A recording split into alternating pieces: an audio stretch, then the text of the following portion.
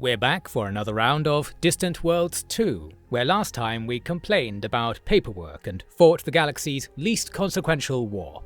Then I went through a period of doing nothing, and rocketed to near the top of the table with the magic of free childcare and education programs, or whatever your growth and research spending is supposed to be. I also managed to reform our military into something very simple, basically blobs of space supremacy ships and blobs of ground attack ships. And now we're going to use them, because that war with Red from the last part has returned, and this time I have enough troops to do something. Again, we'll ignore how I get the troops. Troops will be a rant probably coming up later. The war is already won before it started, because my good friend and trusted ally Yellow, who I would never betray in a harebrained scheme, is already at war with Red, and has got their whole territory locked down with fleets. Luckily for me, they're having the same problem I had before. They can't move troops anywhere near as fast as they can move ships, so their war has bogged down into another hell wait where not much is happening. So we can come back to that planet Greer, with like 10 times the number of ground attack number as before, and this time we pour it all into the pot and get this planet captured. At last, we have actually made some material progress in the game with my military. But at what cost? I ask that both to invoke the how much further ahead would I be if I had not done any of this opportunity cost style question that I always like to invoke, and also in the more literal sense because it turns out that taking enemy planets comes with an enormous cost.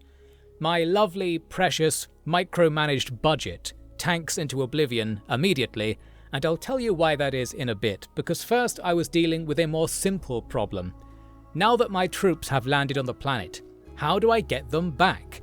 This vexed me for a while because of two roadblocks.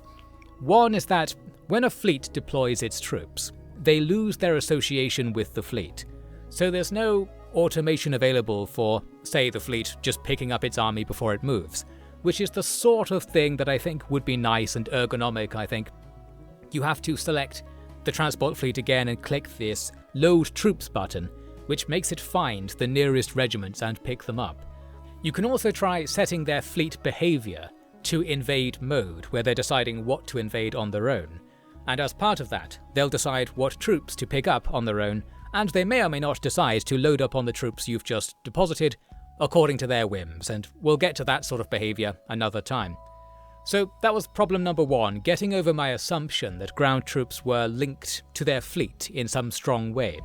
Problem two was that all the troops who have landed have been assigned as garrison units, shown by there being a blue line underneath their unit icons in the bottom left UI thing. The most overworked UI element in gaming history, by the way. It's far too small for all the different things the game exclusively puts down there in that corner. And you interface with it and actually play the game through that tiny UI as well, such as doing this garrison stuff.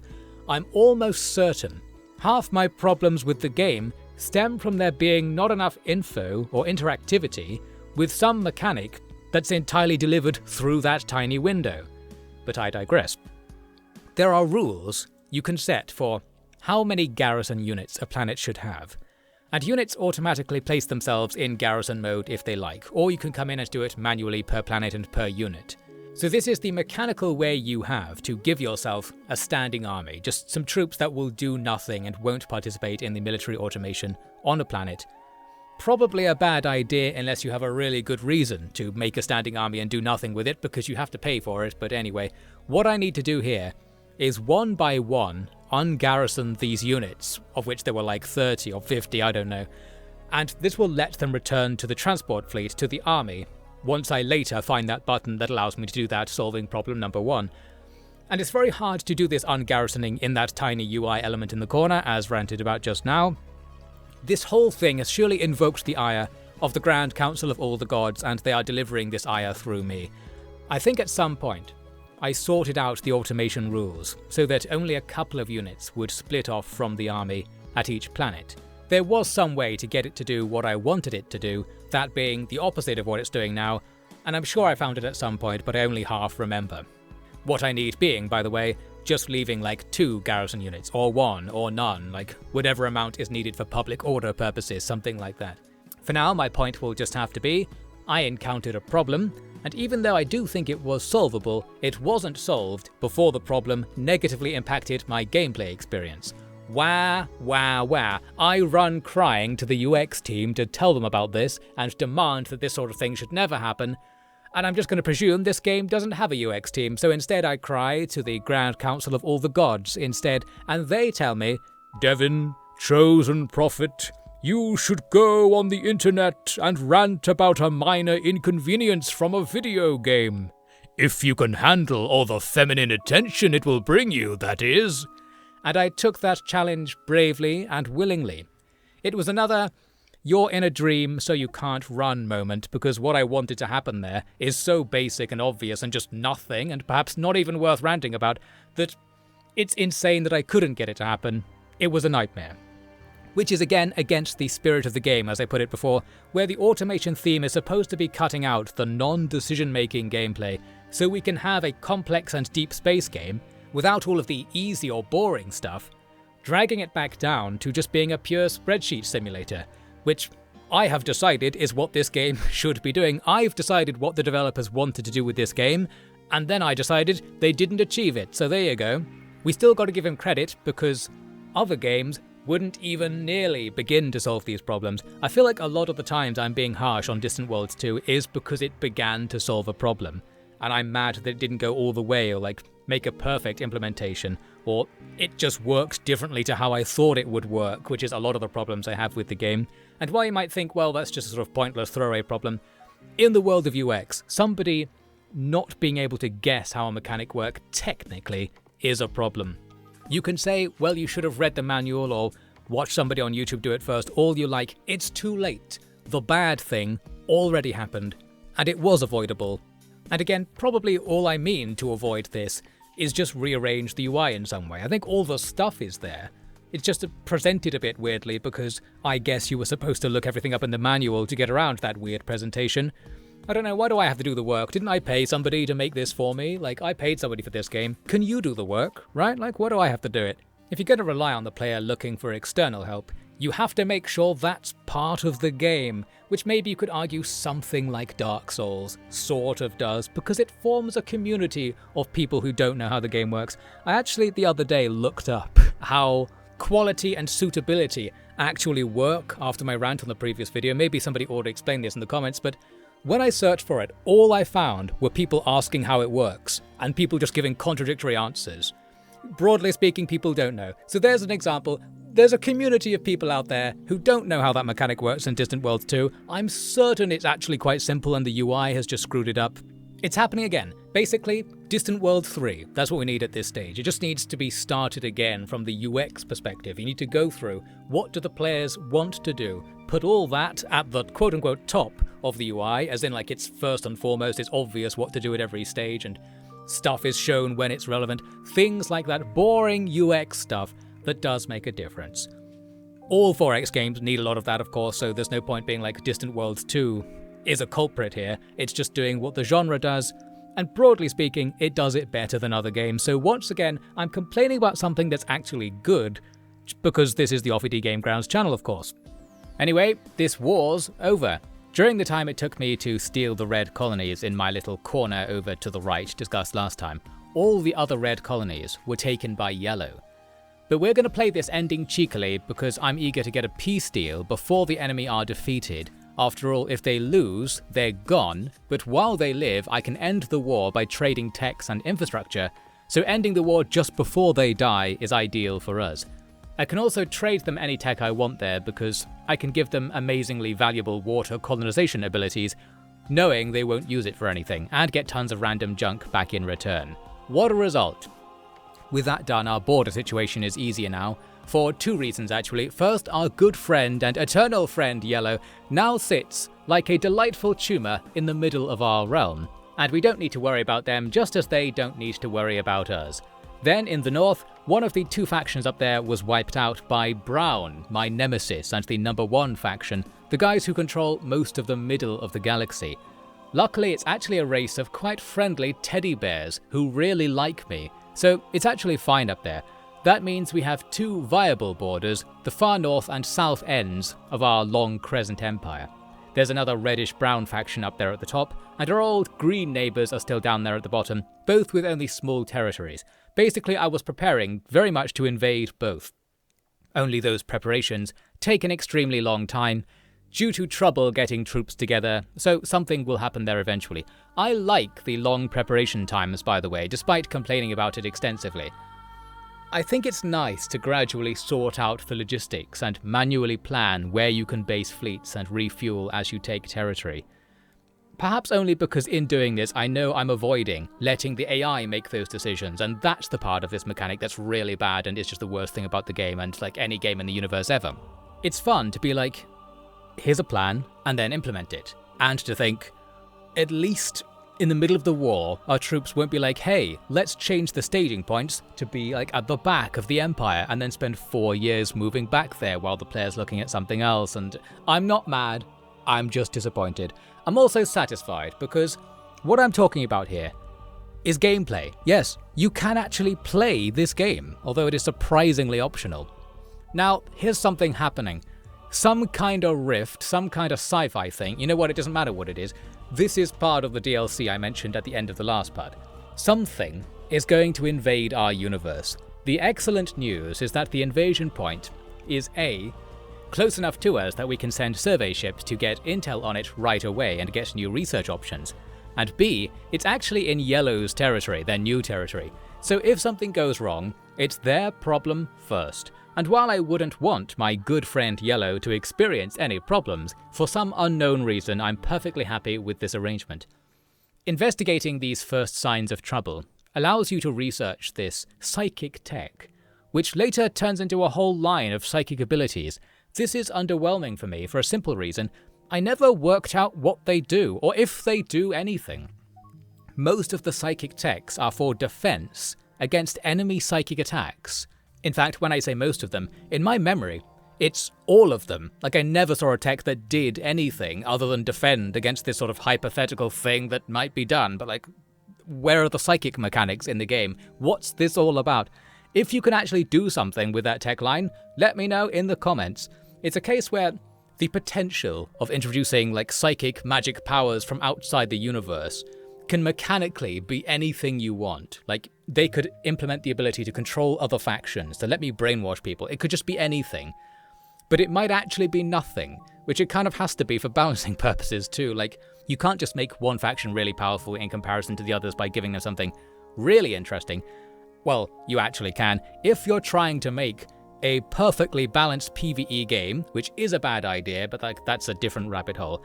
Were you dedicated to balancing a game such as this that does not technically require balance, then there are certain fun things you can't do, such as introducing new mechanics, basically. So yeah, it gets overhyped, whatever's going on there. It's like, ooh, magical extra universal mind-bending powers have just been unlocked. We can use this against our enemies.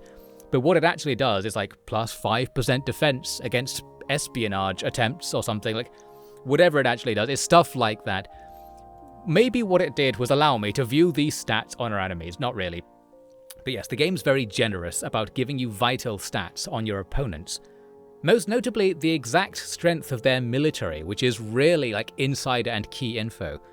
I've been complaining before about not being able to make informed decisions in Distant Worlds 2, and it not giving you the information you need to make a certain decision.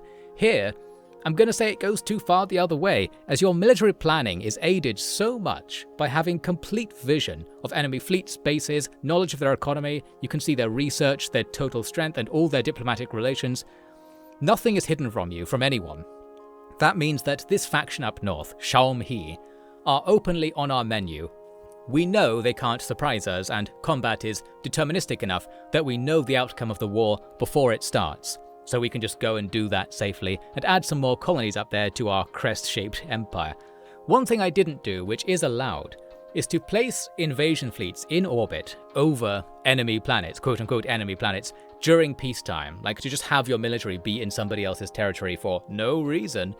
And then you can invade on the first frame by suddenly declaring war and just they won't be able to react. I assumed you wouldn't be allowed to do this, but you totally can. So for this war, I've got my ships launching from bases in my territory to be a bit more fair, because I assumed that's how it would force you to do it. I'd like to note something semi-pointless here actually. To invade a planet, you have to right-click on it and select a certain option from a menu. I would love to see that be a left-click in a context-specific UI element that appears like when invading a planet is an option. The manual controls needs to be a bit niftier here, I think, because if I have a fleet with troops selected and I'm at war with the planet, there should be a button hovering right there where you just left-click and it says bang, you're going to invade this planet with what you have selected. Simple as that.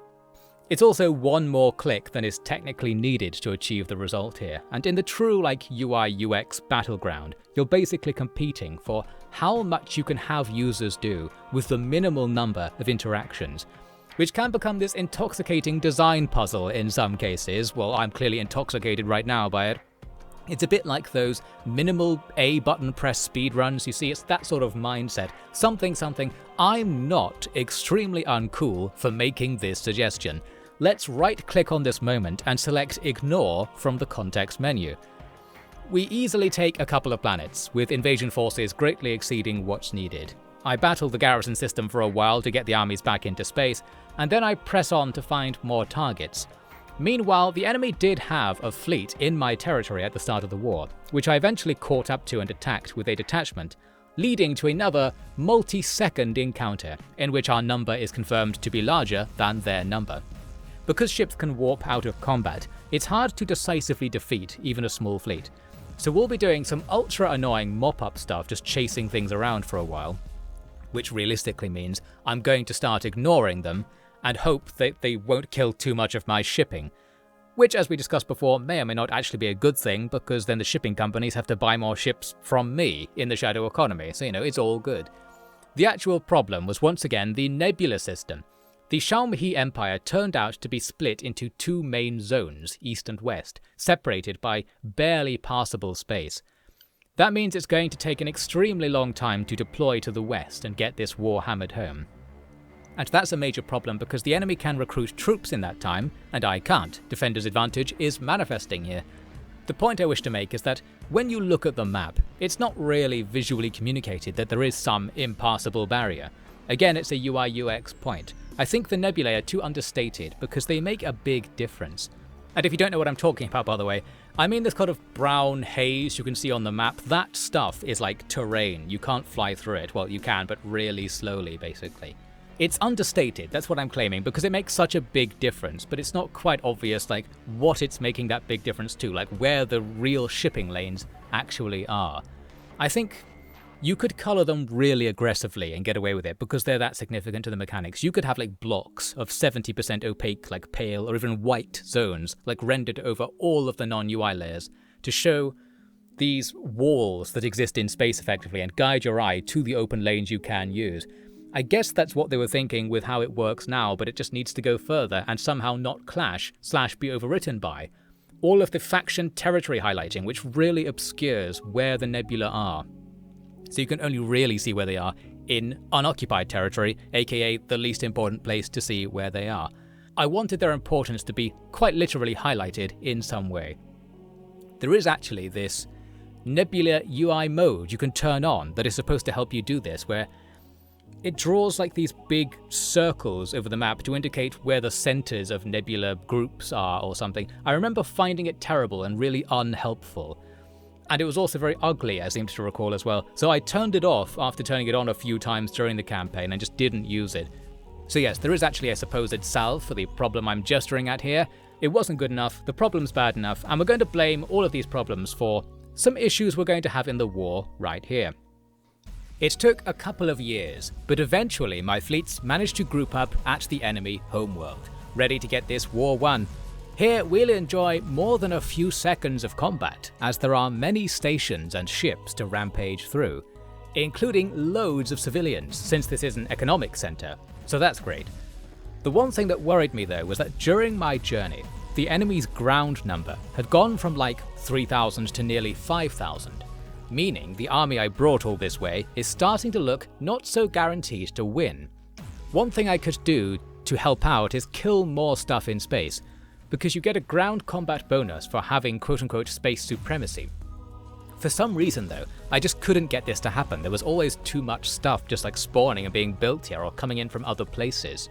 So it never seems to be happening. I'm checking whether it's happening in this real strength window. I realized you can ignore the strength the UI initially tells you and click on through on the button to open the ground combat window, and then it will reveal the actual number, where it's actually injecting in all of the modifiers that would apply in combat. You might recall I suffered from this problem before, this little confusion here. The number on the planet's icon UI is like a base number before the modifiers, not the number you will face in any possible combat. Maybe it's just too hard to update those modifiers on the main UI in real time and have to check things every frame or something. But of course, I have to say it, I would love the real number to be there on the planet's label, because it really, really, really matters. It shouldn't be in a menu that's only accessible behind a button, like something that doesn't even look like a button. Like, I bet you can't see how I got to that menu from here. It's somewhere in the overworked bottom left UI element, of course. It's so important, that number, that like literally replace the planet's name. Like, that's more important to know. I need to know its strength now, its real-time strength, including modifiers. I'm completely serious about that. I don't care what you have to delete to make room for that, and what other processes you have to cancel to make CPU overhead for that. Anyway, this whole situation is becoming a massive disaster, and that's why I'm mad about this, basically. The enemy were constantly building units, so I started waiting because I thought I can outbuild them, my empire's bigger, I'll just wait for stuff to arrive and then I'll still have the advantage. And I was still trying to get this mythical space supremacy by just slaughtering civilians endlessly, letting the enemy like rebuild their stations and then killing them over and over again. We're getting war score, but we're not making any actual progress. We fought in this one spot for 3 in-game years, so quite far from the several seconds of battle we had before, killing endless enemy ships and civilians. While I did bring in like 1,000 or 2 extra number, the enemy also built more than that during that time, and perhaps were even fortifying their planets. You can make buildings to increase your number as well. So by the time I thought I'm gonna have to go down there, like it's not gonna get better for me anytime soon, both sides had about 7,000 number for the fight. And this fight does happen, but it was very short, because my initial waves went down and just died instantly because like the rest of the number can't be deployed yet and the enemy's number was overwhelming. So I just crashed out over how long and frustrating this whole like invasion build-up was, and that just didn't even really happen in the end. We can blame the nebula to some extent. I can't like project my power to this place that's even like right next to my empire, because it's actually quote-unquote far away in pathfinding terms, or something. We scream internally and peace out of the war. I got what I can and just ran away. I'm gonna have to wait several in-game years for our fleets to go back into our territory to get more troops and repair and refit. I fully intended to go back and just do this again, but with more troops. So it's not really over, but it's over for now. I thought that would be it. It was another like, why did I even bother doing that war, where one can only wonder that if they had no fleet, no troops, and were thus way richer as a result, and were just buying every tech that went by, buying every alliance, never having to worry about anything, would we actually be doing better in the game? Maybe taking territory really isn't the way, because it's not all about your territory. It's just that realistically your victory conditions kind of require you to conquer a certain amount of the galaxy. So I guess ultimately all these pacifist synergies don't really work out. We'll see about that in a second, actually. One thing that does help with like pacifist synergy, by the way, is that you get a diplomatic penalty with all factions for having a big military, but crucially you don't get anything like that for being otherwise powerful, such as having loads of tech or having a big economy, aka things that will give you a more powerful military if you were to ever use them. So there's this pacifist feedback loop. The fewer units you have, the less likely you are to be attacked, and the more units you'll be able to have when you do get attacked in the future, because your economy received more investment in the meantime. The only weakness here is the lead time in making a fleet. But with any luck, like any AI invasion that comes at you will just get stuck in admin hell or navigation hell trying to bring troops from its planets to invade you. So realistically, you have many years to convert a peacetime economy into wartime mode if you have to. The only downside to this strategy is that it involves not playing the game at all in any way which to me is an upside, but I'm forced to concede that others might call this a downside, and they're technically correct. I guess this is actually a game, so like removing the last remaining bit of gameplay might be bad, but I like it. What I want to do actually is just watch a number go up in real time. Like movies, they're too cowardly to do that, basically. So I have to get my fix in video games. That's the place where you can see some sort of fun and complex interactive number going up simulator. So yeah, I enjoyed this. It's better than watching real life numbers go up, I guess. It's better than watching the government debt go up. It's better than watching greenhouse gas concentrations going up. Although, actually it's not that much better, because in this game it's basically the same thing as that, just simulated. Well, anyway, we quote-unquote won the war. I did take like most of their territory, so it was actually a legitimate win. I just expected more. I came away disappointed anyway, and that's the end of that chapter. The next chapter begins with another wall of text, because another thing in this DLC path seems to be happening. The secret force planning to invade the universe has either sent or driven through some life forms native to their end of reality, and these rift creatures add to the collection of space monsters you need to deal with, / need to let kill your civilian shipping to drive sales at the shipping store that you own. They're found all over the galaxy, occasionally in concentrations that are so strong, I don't think even my entire military would be able to deal with them. However, I don't remember ever having any trouble because of this event. I believe what happens is the creatures migrate in like random directions, and they tend to split up their groups while they do this. So inevitably they're just going to disperse across the galaxy and never really be a concentrated force, like the same problem the AI has in military decision making. So then we'll have two things that will basically save us from this event. Number one is that we're pressed up against the very edge of the galaxy with our weird empire. So statistically, the chance of any given monster heading in any given direction actually ending up in our territory has got to be pretty low relative to our overall size, or something. Then number two is that our expensive secret reserve fleet I boasted about before, all the unmarked ships that are there in our empire but just aren't on the UI, they might fight the enemy and do something about it. They might occasionally be able to defeat a lone rift creature, or if they can't and I lose the ship, that allows me to skip having to go and find it and like tell it to decommission by selecting stuff on the UI, which skips hassle to demilitarization. I can only win in this situation. Yes, getting your military killed is a nice low admin way of demilitarizing so you can enjoy low onward costs and get an economic boost. This commentary was sponsored by the former Axis powers of World War II, apparently. My actual defense against this threat will be the mostly unseen automatic defense fleet behavior, which I mentioned before was part of the fleet automation that I thought was really good. And what do you know, it was so like routine and normal that I didn't really film any clips of it doing anything. So there you go, I can't even compliment the game when I want to, it seems. Maybe we'll see it here and there. Just imagine what I'm praising here. It's that when rift creatures come into our territory, some military bureaucrat pops up and says, "Shall we send Home Fleet 2, Strength X, to destroy Rift Creature Horde, Strength Y, yes or no?" Basically it does the exact thing I was begging like other parts of the fleet automation to do, and it does it so precisely that like it completely satisfies my brainworms but also makes them more powerful towards everything else. Like, why couldn't this quote-unquote spirit of the game that I keep referring to just spread a bit further throughout more mechanics? It's what I wanted. It's one-click problem-solving, decision-only gameplay, no hassle, decision result, next decision now, like moving on, one thing after the other, with numbers going up, gameplay in between, you can watch it if you like. It's just liquefied strategy gameplay injected right into my veins, not pictured here, and not present through enough of the game to really get me going. But yes, the idea is there. Our fleets are doing exactly what I tell them to, and exactly what I want, after all of the setup of getting it to be there and not letting the AI make any further decisions, essentially. That's the key. Well, instead of our mechanical injection there, we're going to have a more solidified strategy gameplay. Maybe we can eat this one, because I mentioned before I was also setting up to invade the Green faction in the south of the galaxy.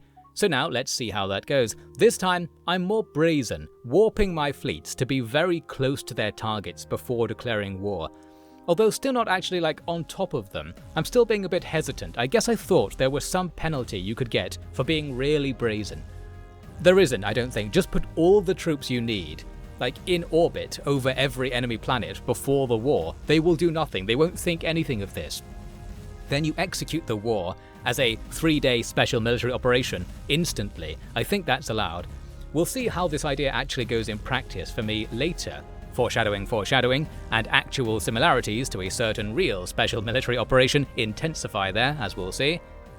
By the way, I forgot I was supposed to talk about why capturing planets costs so much money. So while I capture some more right here in this war, allow me to throw this in now. There is an assimilation stat attached to each species that lives on a planet. And if you capture a planet from an enemy faction, you get the whole population at 0 assimilation. Now, I don't know exactly how or why, but having low assimilation means you have to pay more UBI or something. A regular planet at maximum assimilation, which all our normal colonies are, has to pay $1,000 per unknown time unit in UBI support costs, as the game puts it. Strangely, regardless of the size of the population, just another flat fee where you wouldn't expect it to be flat, which I think slightly contributes to it being harder to understand. I think it just doesn't have any mechanical connection or real reason behind it. So I'm hesitant to say, oh, I just don't understand it. I think it actually isn't supposed to make any sense. It's just more game stuff. This unknown time unitly charge shoots up into the realm of like $40,000 per unknown time unit when assimilation is 0. Maybe they're supposed to be constantly rioting and we're stomping them out, or are we bribing them to gradually accept the rule of our glorious squid shrimp emperor? Or are we trying to assert soft power by forcing the foreigners to watch our squid shrimp pop music videos until they're willing to pay taxes to us? No idea how assimilation works or what it's supposed to represent. I think in practice it's just a negative feedback mechanic because the game needs one, and they didn't really implement it into the economic simulation for any in-universe reason, so taking a planet costs loads of money. Luckily, I'm stinking rich, so I can afford to take loads of planets at the same time, and I'm stinking rich mainly because I don't have much military, like nothing's defending the interior of my empire. I'll also add one other thing you might be wondering about here.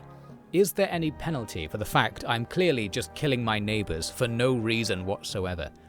There is a very, very small diplomatic penalty for declaring war on someone without a casus belli, although I have no idea how to actually get a casus belli in the game, by the way. This penalty is like 5 diplomacy points, and our relations with other factions will be between 50 and 200, something like that. So yes, nobody cares, essentially. It's interesting because diplomatic issues is a prime place to put your negative feedback loop mechanic. We are acting villainously, and that gives everyone else a casus belli against us, you might say. And especially because I'm the player. Like, I feel the galaxy should react more to what I do, more than anyone else. Like, they should just ally against me right now. Again, this is the should the game be fair question I was talking about in Total War Pharaoh. Playing with balanced rules that treats the player as just another participant ignores the fact that the player can generally see the game in a way the AI can't. The player gets more information. They have a massive advantage in planning things. So I think the quest for a balanced PvE 4x competitive game is one that needs a rethink, such as in Old World, where the AI always begins way ahead of you and you have to catch up rather than start equal and then just overtake in the early game, stay there, nothing else interesting will happen as per the usual pattern. One thing that isn't happening in this particular campaign, of course, which is why this is quite cool, and we'll get to that more in a bit.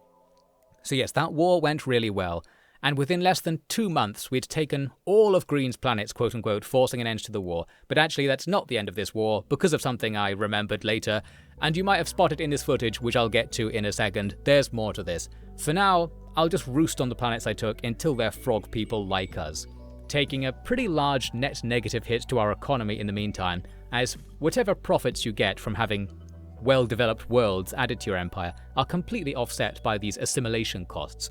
I believe all you can do about this is wait.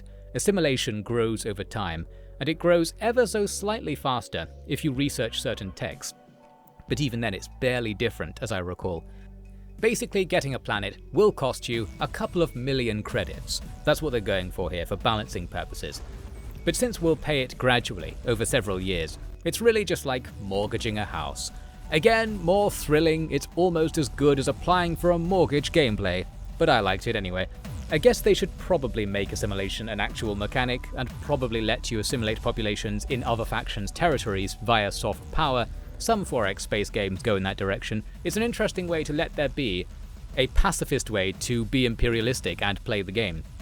Now, the important point I was skipping over just now is that Green is actually still alive. Why? Because that footage earlier was me killing their second, civil war government or something. In other words, their faction split into two very similar Green factions around the time I was lining up to attack. So I've only killed the smaller of the two Green governments. The other one isn't a threat, but they're more spread out, so killing them will take some time. Suffice to say, I just declared war on them, no casus belli, to keep our momentum going. I didn't set up for a special military operation, because I'm a nice guy, I guess.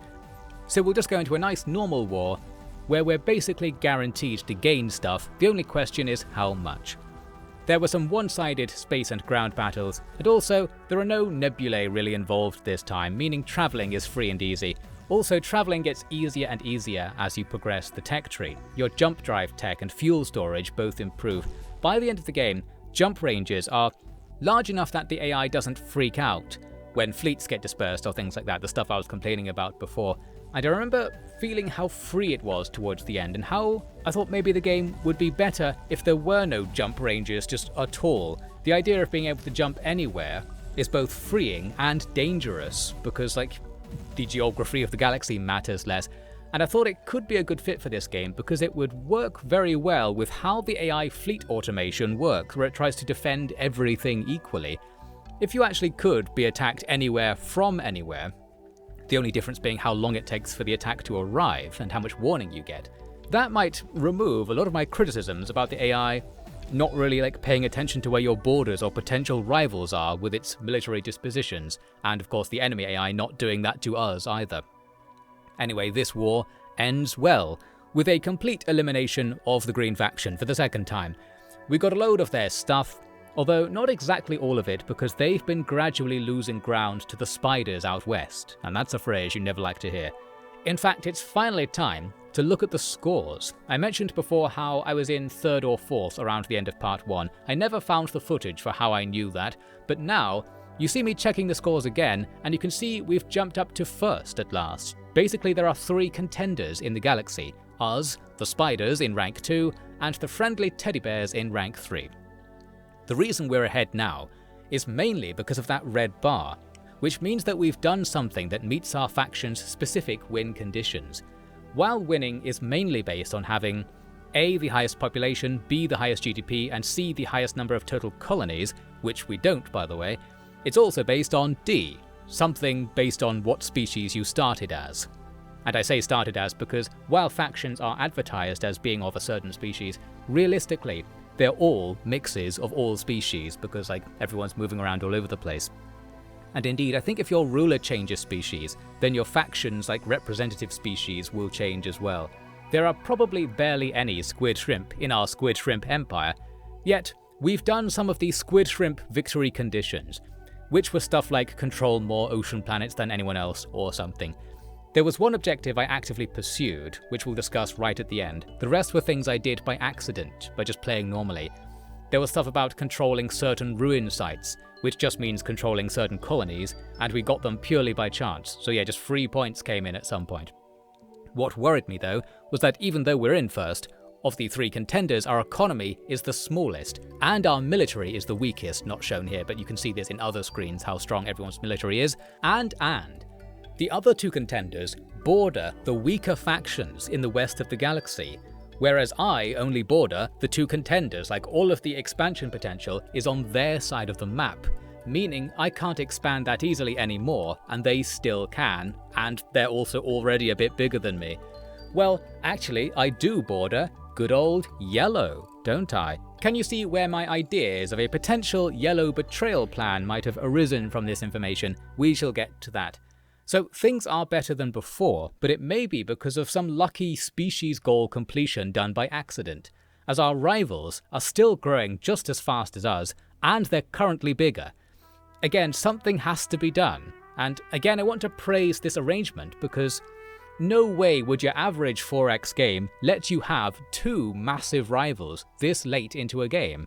there's still actual intrigue and excitement to be had in this number goes up simulator. Somehow, against my jaded and cynical expectations, the AI is playing roughly as well as me, if not better, which can be interpreted as high praise of the AI or high criticism of me, and I shall leave that decision to you and or the Grand Council of all the gods.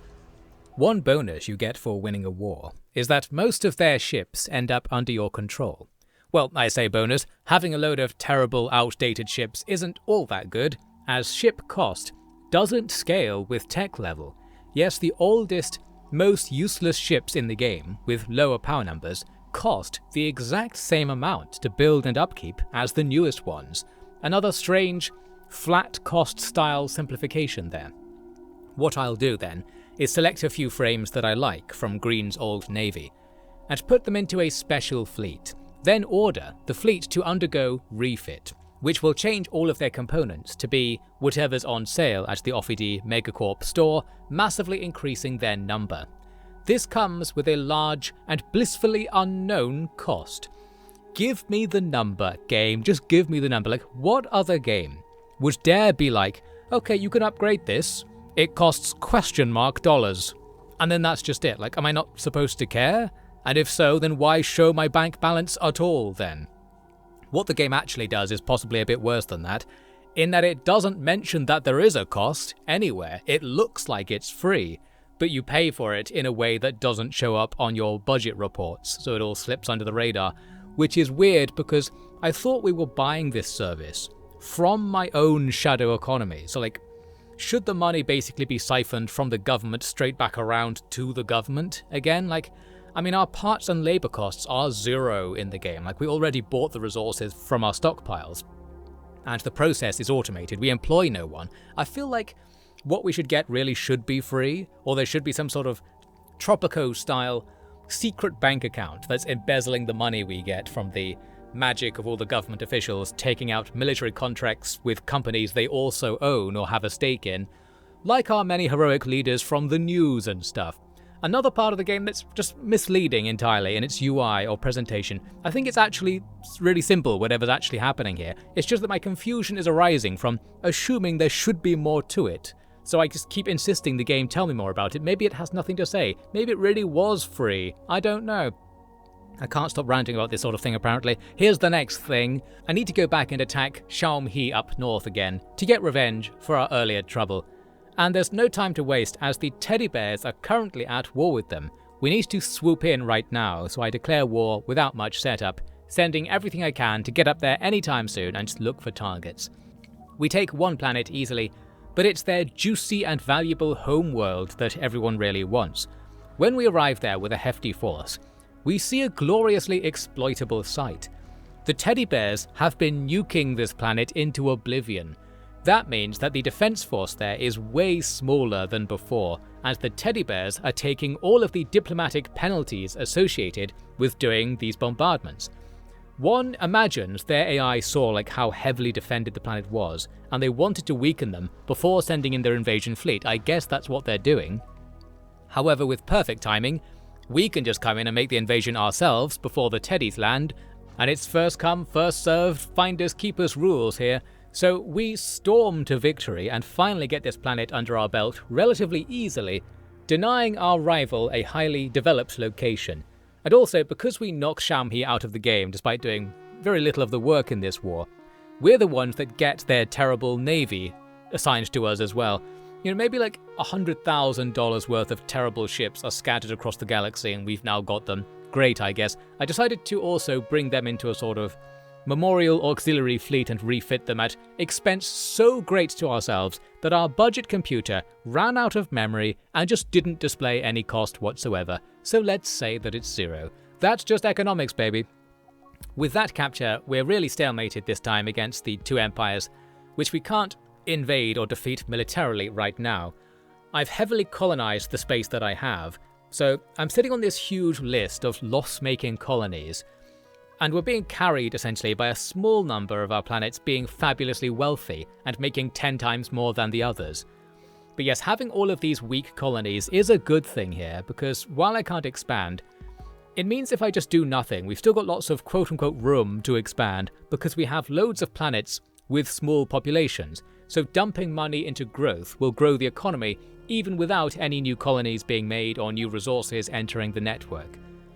Here we see me discovering by accident that you can annex pirate factions. I don't even know how.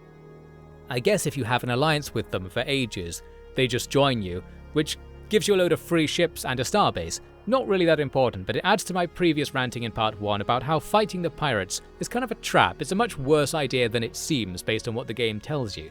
The pirates seem to appreciate me for some reason because I was helping defeat, well, something. I wasn't even quite sure what it was. It's something to do with a slight problem with the business concerning the Hive. The Hive, I guess, is this crisis-like event that must have been in the game before the DLC crisis was added. Essentially, some hostile-to-everything enemies are roaming the galaxy. A bit like the space monsters, but maybe they can take your planets or something? I don't know. I didn't really pay attention to them, but throughout the campaign I'd been receiving messages where other factions will tell you the Hive is invading our territory, you must come and save us. And you can be like, yes, I'll come and save you, in order to get a diplomatic boost. And then I don't think you have to actually do anything. I don't think there's any repercussions, or no one's really checking whether you did anything. I'm not quite sure how all that works.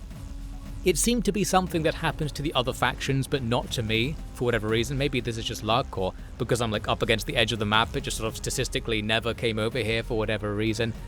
Eventually, something floated into our territory, this sinister blob. But this is okay because my military is also organized into sinister blobs, so while the AI might have trouble because they're so dispersed, I can just throw everything against this lump of number that's coming at me, and it's okay. Taking them out increases your reputation, which is the stat you lose for creating causeless wars and killing independent factions, breaking alliances, these sorts of things. In practice, it just changes your relations to all factions a certain amount. What I found is that because my navy is automatically hunting and destroying space monsters in our territory at all times, with glorious full automation, the amazing side of the automation that I said I was going to praise but just haven't really shown at all, not shown here, it's all happening really well in the background. Somebody is getting me tons of reputation points. We've got loads of brownie points with the other factions because it looks like we're saving the galaxy from monsters all the time. Importantly, you gain this reputation for defeating threats that only pertain to you as well. So if monsters spawn like deep in your territory and can only attack you, when you kill them, all the other factions will like you a lot more for the same reasons as killing stuff in their territory. So our relations are boosted with everyone so much that the galaxy has all but forgotten that this is a contest. We are best friends with our two rivals. Our relations are extremely good. And with everyone else for that matter. Like, I can ally to anyone.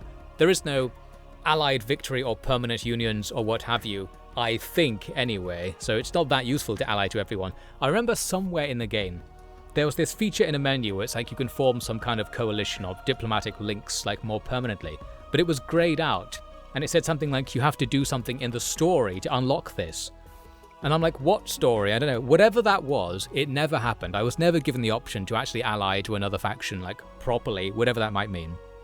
So my amazing relations just basically mean I don't have to do anything again. Like, no one's going to invade me. So if I just do nothing, it's fine. We're back at it again.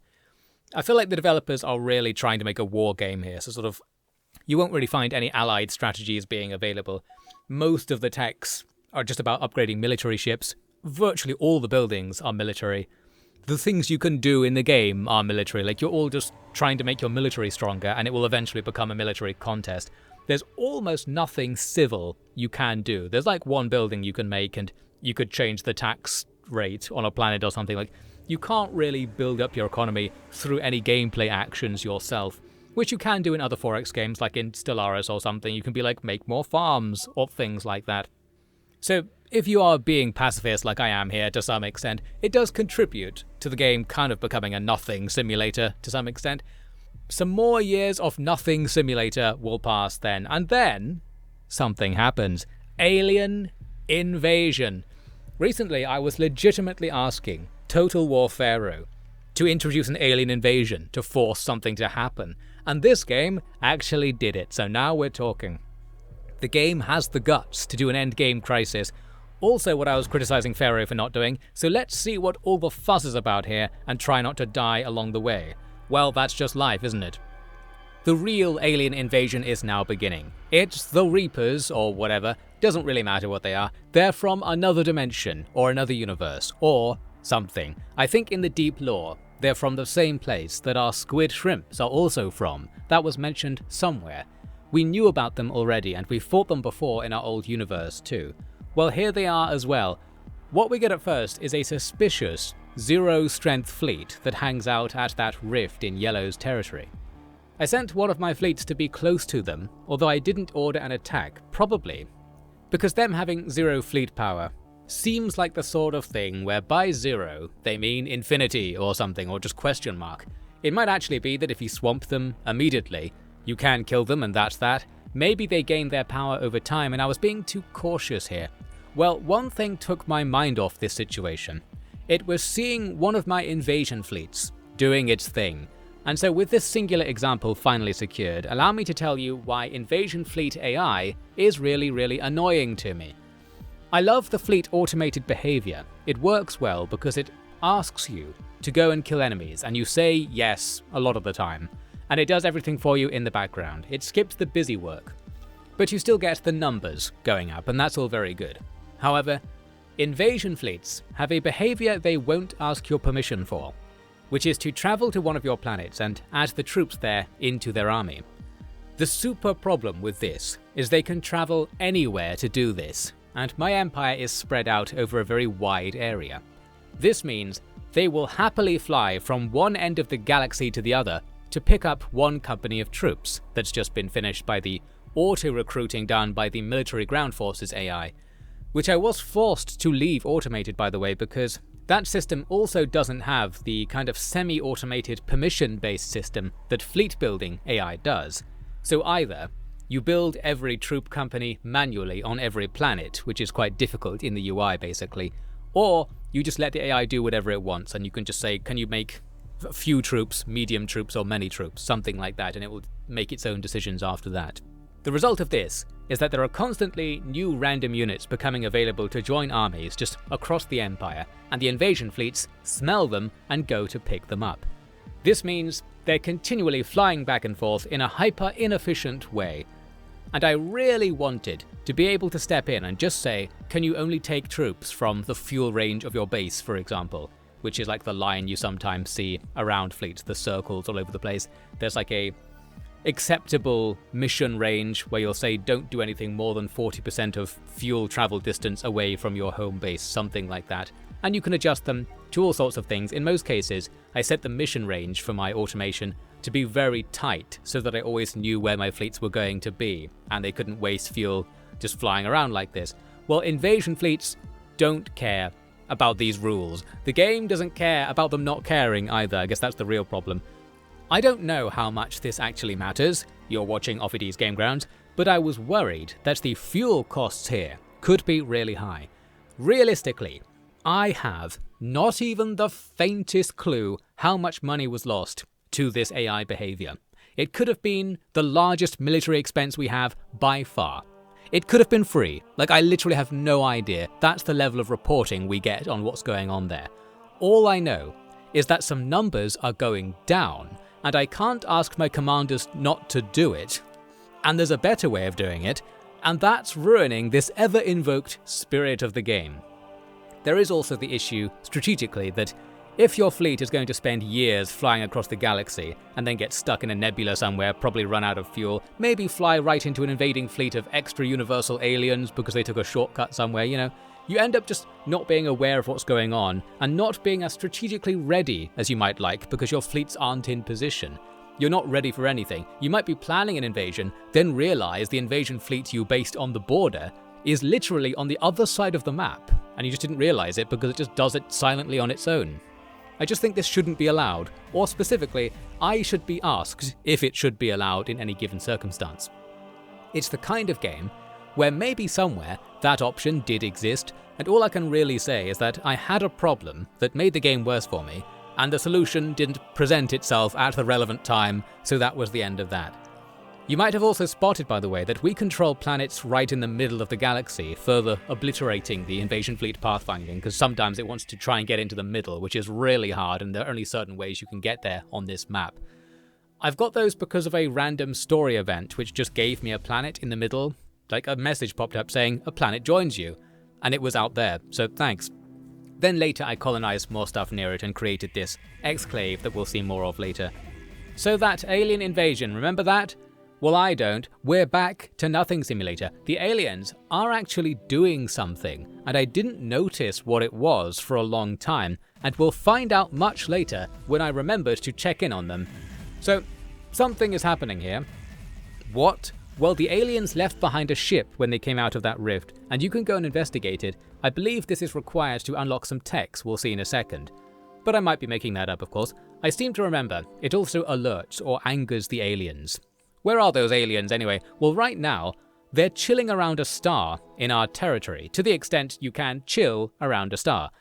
They don't really seem to be causing any harm, so I was happy to let them just hang out. Turns out they actually are causing harm, in a way I didn't notice for a very long time, although also in a way that might eventually give us a unique advantage, so we'll come back to such discoveries later on and just let them do their thing for now. Even the aliens are stuck in Nothing Simulator, basically. This galaxy is so damn peaceful that even an alien invasion wasn't enough to get something going. Here are the techs I might be talking about.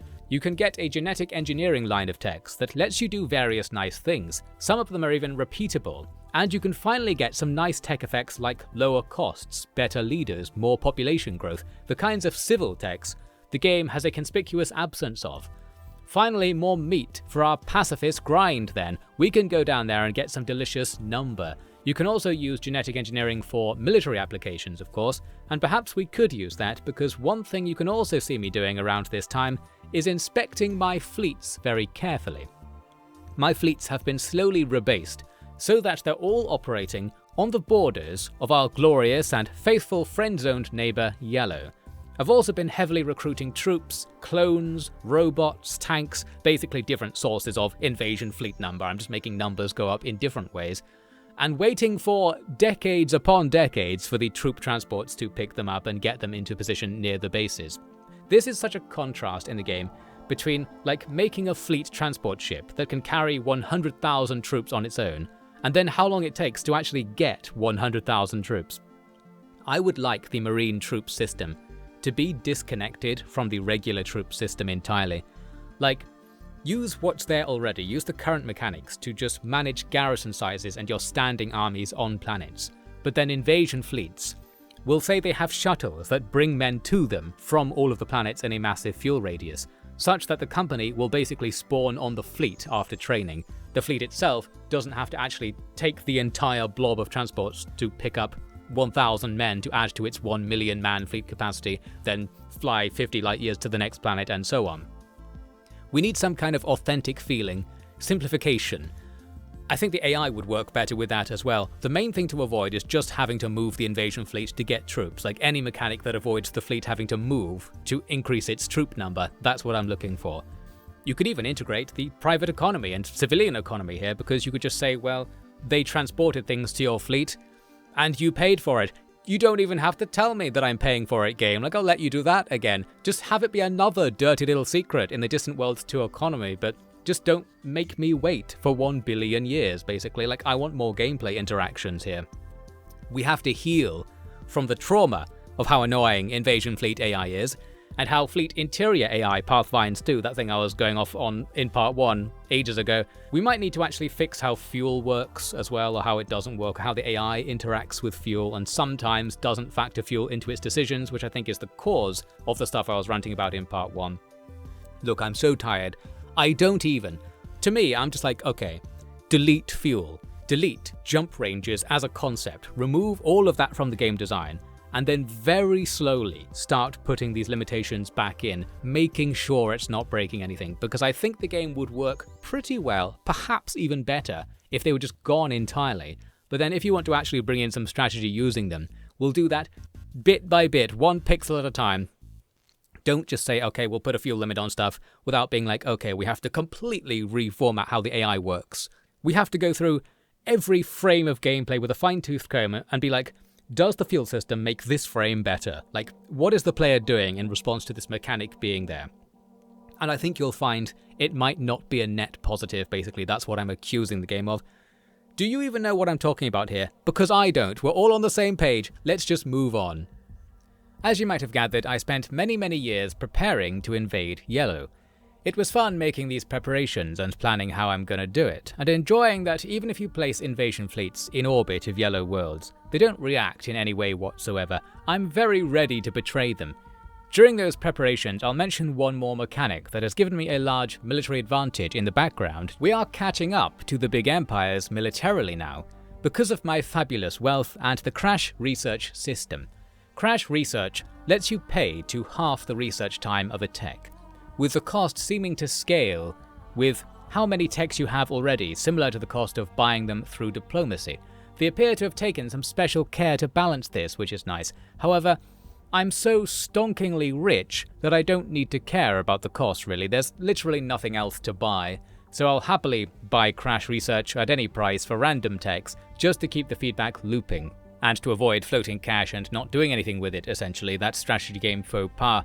I spent about 10 years of the game researching one particular tech which finished a couple of years ago now. It was a tech that allows you to make this shipyard wonder type building that cuts ship upkeep and improves colony development, aka your money making, across the entire empire at once. One of the few peaceful upgrades I can get. I believe only the first person to get it got it, so yes, I sat waiting for that for a long time, allowing me to become richer basically and just do something civic, do something peaceful as a gameplay action, which is nice.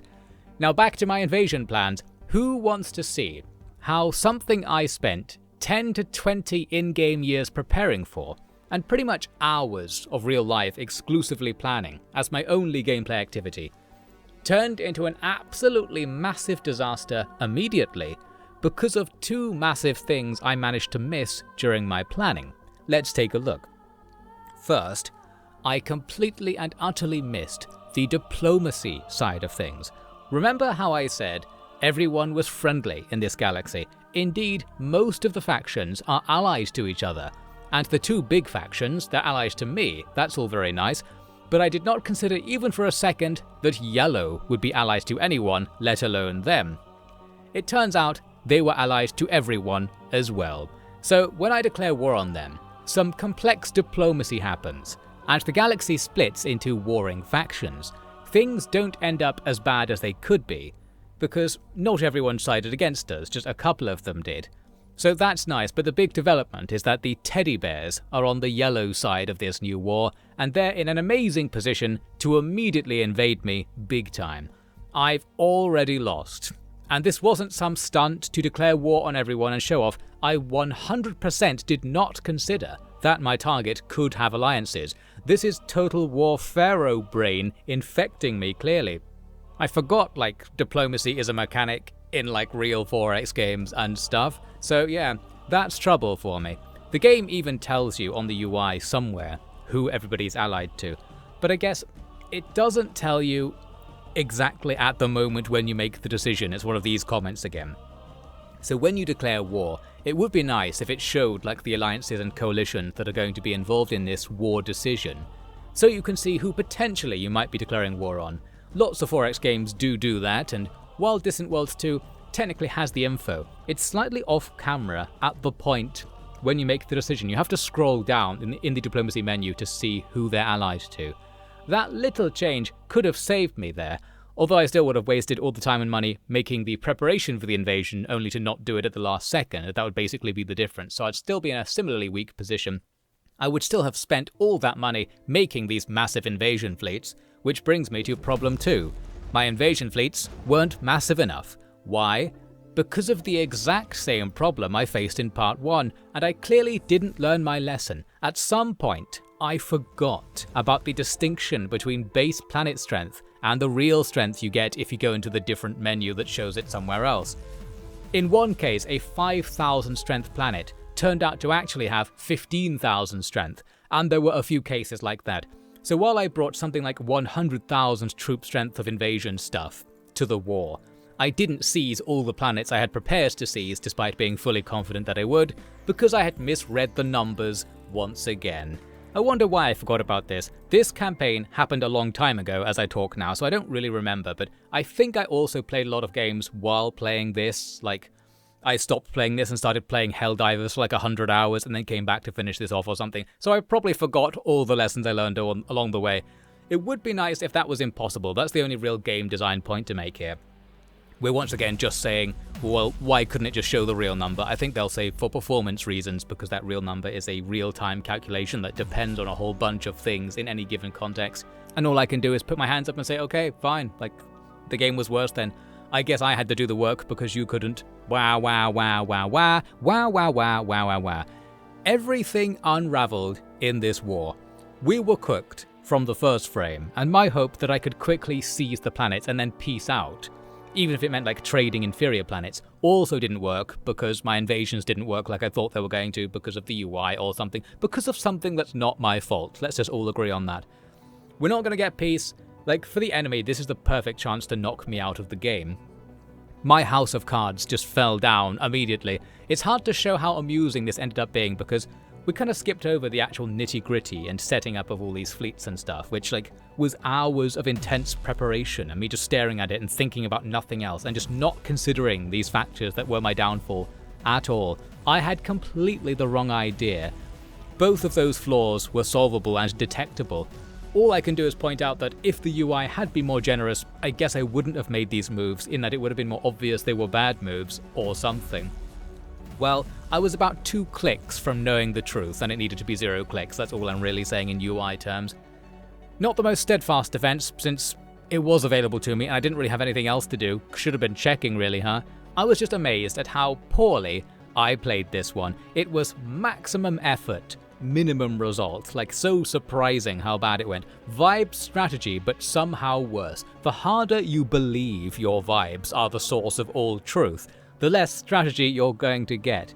In terms of making a video, actually trying to win this war would have been amazing for content, wouldn't it? And looking back on it now, I think I should have tried to mobilize the entire empire and actually get something going here in a like centuries-long grind war. But actually playing the game isn't the most fun prospect, you know, like doing the clicking and stuff. It's not very, I don't know, ergonomic to like control your units and do things. So getting your fleets to do what you actually want is realistically going to be frustrating, and that's only going to be intensified if the stakes are actually high. So like if there's actual drama and you really need stuff to work, the fact it sort of only 80% works might be much more of a problem than I've already made it out to be, and I've already melted down several times over minor problems. So perhaps you can guess that I was like predicting there would be too much stress, even if it would be fun stuff, and I usually do just sort of do pointless moves for the content worthy to come about. I like to include the mistakes for drama purposes. But my visions of like seeing some random ship sitting in a nebula with no fuel, breaking the entire fleet AI, which breaks the entire warfighting AI because everything's depending on each other, I'm too broken to just even play the game at this stage. I'm not sure we were actually destined to lose that fight, but I was destined to not want to find out what was going to happen. So, time travel. That's pretty good, isn't it? We just go back in time and pretend all this didn't happen. I rebased the fleets to be not on the borders, or to be on the borders, not with yellow, I should say. I even bothered to send some units after that alien invasion. Yeah, remember the alien invasion? Like, I'm still just ignoring it to do my yellow plan here, or I was. Even though, like, those aliens were really focusing on me. They were doing something to my territory. I did end up actually fighting them and taking out a few isolated ships here and there. Still nothing decisive. And I probably finally took that alliance that yellow was offering every 3 minutes. My treacherous plans were foiled by the sheer weight of how much preparations it would take to actually fight them and their coalition partners. Like, I would need to set up more fleets, I need to do more stuff, I need to go scroll wheel, zooming into a planet, hold the right mouse button on the planet to make a context menu come up that is just there while you're holding the button, scroll down, release it on base this fleet here, okay, like scroll out. How long does it look like it's going to take the fleet to get there? Okay, should I build something new there? Okay, like that's one fleet done. Wait, they're in a nebula. No, one part of the fleet, one unit in the fleet is actually just outside the fleet's fuel range. I have to like find that ship in the ship lists and disband it, or like, take it out of the fleet list and maybe put it back in later, or find another fleet that's nearby. Do we do that? It doesn't matter. There's too much hassle. It's not automated, and when it is automated, it's broken, and I'm still mad. That's just what I'm going to keep saying throughout this entire video. So, we're not going to do anything. If we're going to win we're gonna have to do it with our empire in its stupid current shape, and probably without any serious gains from any large, ultra-allied faction wars. You can see me here frantically searching the automation screens because my invasion fleets were being stupid again. One thing I eventually did for this problem of the invasion fleets like burning all of the economy's fuel all the time was to forbid my exclave planets from making troops by using manual rules on a per planet basis. Which means like there are no troops in the middle, so at least the fleets aren't going to go over there, making that passage from the ring to the center, where there are very limited routes they can even do that with, and there are nebulae everywhere, and they have to go through other factions' territory a lot of the time as well. Yes, I'm essentially being forced to play the game worse because of this stupid invasion fleet AI. Like, I just have this undefended territory because defending it causes too many problems with the thing I can't get to work. Like, just fix it, somebody fix it, fix it, fix it, fix it, solve it, have it solve itself, have the solution appear on the screen at the very same moment I notice the problem. Come on, divine intervention please. Send me back in time and tell me not to install the game. Just play GTA Vice City. Just play GTA Vice City, man. Colourful shirt, 80s pop. It was a better time. We weren't a semi-powerless shrimp emperor watching our generals destroy our future like it's Japan 1943 and occasionally coming out of my shell to make an even worse edict from on high that so completely obliterates our prospects that the Grand Council of all the Gods changes the timeline so that I kept my mindless shrimp mouth shut. Both I and the game have lost the mandate of heaven, and so now I was determined to win anyway, but without necessarily doing anything. We're gonna do some pure number goes up simulator strats. So what did I do? Well, step 1 was massive military reform once again. The extreme majority of the ships were concentrated into one fleet, the Death Ball. Then all the transport fleets were concentrated into 1 or 2 invasion fleets that I could add troops to manually. Since I had nothing else to do, this massively limits our combat potential, but it is simple. We can attack one enemy fleet at a time, that's all we can do. And we'll be guaranteed to win if we do, like same deal with planets. If we're not going to war against the empires, then that's actually pretty much fine.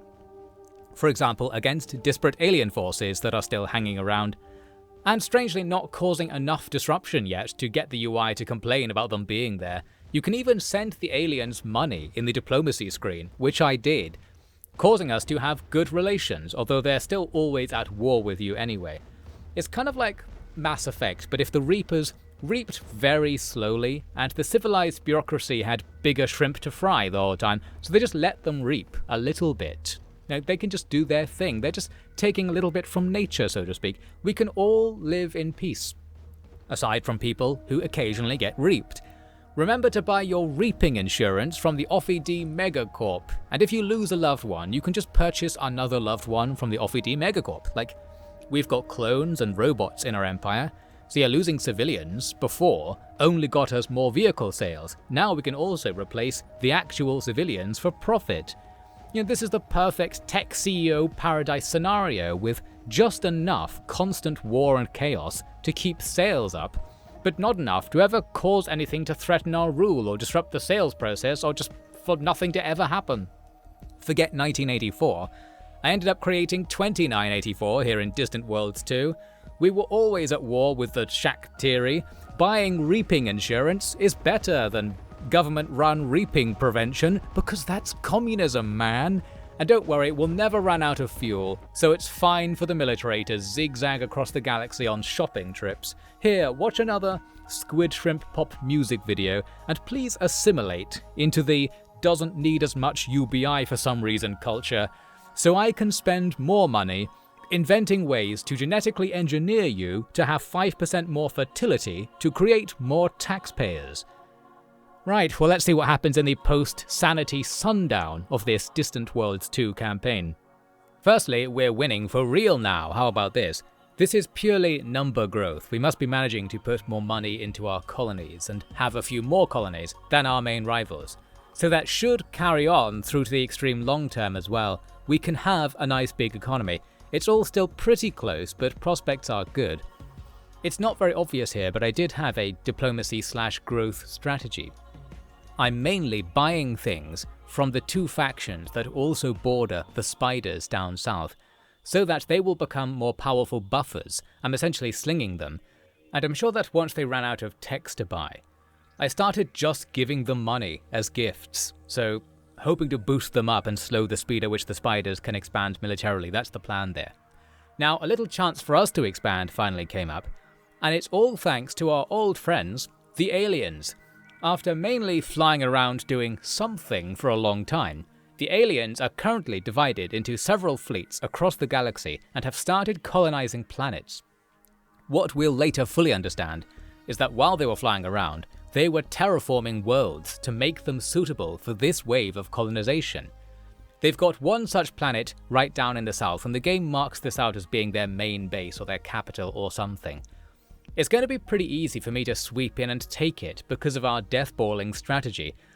A massive fleet and a massive invasion army are only a couple of clicks away, so we can have a really smooth and game-feely movement where my inputs aren't all that disconnected from the thing I want to be happening. We are actually playing the game right now. We storm through an alien fleet in space, and while the planet is extremely heavily defended, with 25,000 defense number, I can bring 40,000 attack number because my fleets have become so concentrated. Also, researching military techs makes your ground army number go up, even without adding more troops, or adding any costs. Same for the space navy number really. So we're getting really good numbers, still without committing very hard to military, or as hard as our economy would allow us to commit. Now we're the ones doing the reaping, aren't we? We're reaping the rewards of earlier financial prudence, aka positive feedback for me, but not for thee. I'm gonna conquer this alien planet, and now it's easy because of my earlier investments. The risk has paid off. The risk has passed, really. We win that invasion, gaining us a population of the alien Shakturi people, probably at 0 assimilation, but still this is really useful. They are an amazing species to have in our empire, as we'll eventually realize. Before that, there are other alien fleets moving around, and 3 or 4 other planets to take around the galaxy. So I thought I'd try to gobble them all up for myself as soon as possible. We took 4 planets from the aliens, something like that anyway. We hunted down their space fleets, and they couldn't create any more. After this, they were still listed as a 0 planet faction in the diplomacy menu. I think our old enemy, the Great Dira Territory, the old red faction we killed in part 1, was also there in the diplomacy menu for some of the campaign, like especially towards the end for some reason. They managed to get into this quasi-knocked out state, which the aliens are currently in, but then, about 3 years later, a message randomly pops up in my face to say the Shakturi have been defeated, and the alien invasion threat is no more. So that was surprisingly nothing in the end. They didn't really bring a fleet capable of killing us. Well, I guess their fleet would be capable of killing the AI, but the strategy of just uniting your ships into one fleet with a lot of number seems to overcome everything. I wonder if this crisis event is at all scaled to how well the player is doing, or whether it's like a set event, so if we happened to be ahead of the game when the crisis happened, you just don't get a crisis basically. Which I'm on the fence about. Maybe it should scale so that it's always a challenge, but that means you're punished for playing well to some extent. The eternal question that keeps coming up on the OVD Game Grounds channel: should games be unfair to force particular challenges on players? Usually to do that you have to kind of remove agency from players and be like, well, it doesn't matter how well you play, I'm going to screw you over because this is a game in which you get screwed over, it's predetermined, so like why are you even bothering? You can ruin things in various ways in game design, and we always have to pick one way to ruin it, and we can always complain about the choice. That's the magic of it. The aliens are gone, and I got a bunch of free planets out of the deal, just in random locations. They'll make for good trading posts and forward bases, all very nice. And if the Shakturi aliens were hoping to find a new home in this galaxy, well, they're in luck, because while we defeated them militarily, all their civilians just passed into our empire. We've got them listening to that shrimp pop. We got them chanting, I will pay my taxes. I will not buy space cocaine on the UBI credit card account that the government hands out. Like, basically what's happened is our number has gone up. The number goes up simulator has delivered once again. And as I said, these guys will turn out to be better than your normal taxpayers, because they give us extra colonial suitability coverage that other factions now won't get, because we got all the aliens. technically the aliens are allowed to migrate to other factions, it's just that they probably won't, because species migrate to planets that are suitable for them, and we have all of the planets that are suitable for the aliens, basically. They like weird planets, we're the weird planet guys, they'll stick with us, we get the advantages of that. More on that in a second, actually. First, back to space politics. The current situation is that me and the teddy bears are the only contenders. We're close first and second, and the other former contender, the spiders, have dropped off, perhaps influenced by the fact that they were at war with the big light blue faction in the middle, who I was slinging for many years. They also tried to invade at the same time a minor faction in the west, who I also gave tons of money. We can't know what the money did, but the minor didn't lose that much territory, so it was good, and I'm going to just credit myself for somehow achieving this by throwing money at people. At some point, the teddy bears, who were spotted blowing up planets at one point, something's going on there, very nice, they continued their reign of terror by declaring war on the spiders as well. This basically brings me into the fray, because all of the big alliances have temporarily disappeared from all these war declarations. Everyone else has ruined everything. Now I can just step in for free and dive into the feeding frenzy, essentially, by also invading the spiders from the east while they're not allied to anyone. Entering in the middle of a war, so they don't really have any units left or anything, it will just allow me to take a load of planets almost for free against not much resistance.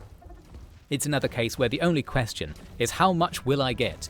Basically racing against the fact that several other factions also have invasion fleets in spider territory, claiming whatever they want, the floodgates are open, they've lost their space navy, it's just who can get what first. There was a lot of meat on these spidery bones, and actually we did struggle to take some planets, as I didn't really have enough troops to do this, due to me not wanting to bring down the transport fleets I had stationed at the north end of the map, so I've only got a bit of my strength for this war. Still, we do have a load of stuff, so let's just skip to the end.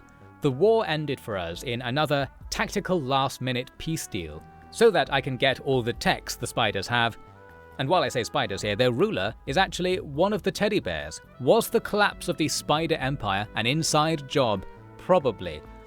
In the end, we didn't get the majority of their territory or anything like that, just got a bit. Our rim control pushed a little further around. We now have got almost half of the rim territory, if we ignore the fact we are hosting Yellow inside us like a beautiful, unbetrayable parasite. Yellow's economy, by the way, is almost as big as mine, which really annoys me. I think their faction is somehow really suited to doing an economic build. Somehow, they're really rich, and they also have a massive military as well. They're just sitting there spending all of their riches on military, which is why they never got big, I guess. Yellow probably could have betrayed us if they'd made the same prudent investments that I'd made in the early game. Aside from all that, the main thing we actually lack here is a good way into the middle. That's the main territorial problem we have. You might have seen how the more passable trade routes are marked with extra traffic, and mainly they seem to avoid starting or ending in our cores, near our rich planets, so our trade lanes to the middle are probably horrendously weird. Just don't play on the core and ring map settings, that's my cautionary tale. It reminds me of a little point I wanted to make to cast more shade on Total War Pharaoh, which is apparently the main reason I'm making this video. In that game, the map is kind of dead, and nothing happens to represent what your empire is supposed to be doing economically. And we can contrast that here with all of the civilian traffic being visible to you. Something in the game world that you're looking at is changing based on your economic improvements. The economy is visible, that's the key point. I think it really builds the sense that you are actually doing something in your number goes up simulator. If the non-UI portion of the game, that's the critical point, non-UI portion, actually changes with the economy in some way, it represents the economy in some way. I think the old Total Wars would let you see farms appearing as you bought farm upgrades, something like that. That's the kind of thing I'm talking about. An even better example of all this will be more apparent in the next game I cover, so we're going to leave this rant here and save it for the next game. At some point I noticed my list of colonizable worlds had a load of new options in it, the carbonaceous worlds or something like that. Yes, this is what the aliens were doing that whole time I was ignoring them. They've turned loads of planets in the galaxy into this weird new type that nothing can live on except them. And what do you know, I now control the alien population, so this will allow me to send out new alien colonists to take all of these extra planets, and I'll be the only faction that can do this. Basically, we've got loads of extra number, both inside and outside of our territory, on the way. And with that, we'll win for sure. There's like loads of these planets. We'll finally have a substantial size and growth potential advantage. We officially don't have to do anything other than play Number Goes Up Simulator. So I'll give the gloriously simple orders to make it so, and the AI will do all of the work making these colonies. It works so well. Why doesn't everything else work so well? Wah, wah, wah. Here I am looking at my Emperor, which I think I did because our original leader finally died. This reveals to me that your leader can level up and learn skills, and it actually does something. I had no idea about this. Each leader has specific skills they can level up, meaning you'll get different buffs with different leaders. And yes, this is also something I was complaining about Total War Pharaoh not doing, that Distant Worlds 2 does do. It looks like Distant Worlds 2 is the best Bronze Age grand strategy game available. I soon ended up at war with the Spiders again, because they declared war on Yellow for whatever reason, so at last I honour my alliance with Yellow and join the war in their quote-unquote defence, which basically meant do absolutely nothing, because all the other factions are obliterating the Spiders just all over there and I don't need to go. But agreeing to go made me look good, I expect. We're in it for the long haul together, Yellow, and had that mysterious mechanic that lets you permanently ally to people been available to me, I would have used it for real. Here was some trouble that randomly popped up after a while. A mysterious ship, known only as the Planet Destroyer, is on the scene. It's acting on its own, and I thought maybe I was about to get a planet destroyed, as it showed up right next to a barely defended world. However, it then disappeared, and things were okay, so we just keep catching breaks in this campaign. Every time some kind of crisis event is about to happen, it just doesn't, for whatever reason. We're getting away with it. I eventually tracked down this planet destroyer. It was beside this suspiciously destroyed looking planet, how about that? I was able to attack it, but all that can arrive in time is a transport fleet. Luckily, transport ships do have weapons, and they also have really large combat power in theory. This is one of those times when you question what combat power is even supposed to be. Because, for example, if these transports had loads of health, but nothing else, like no weapons, would just the health being there in the formula make the fleet as a whole be listed as having really strong combat potential, even if it can't actually do anything? That's the risk. But yes, our transport ships do have a weapon of some kind, and they've got shields, so we ended up bum-rushing the Planet Destroyer with them, plus 2 or 3 frigates mixed into the transport fleet for protection, and it turns out this did the job.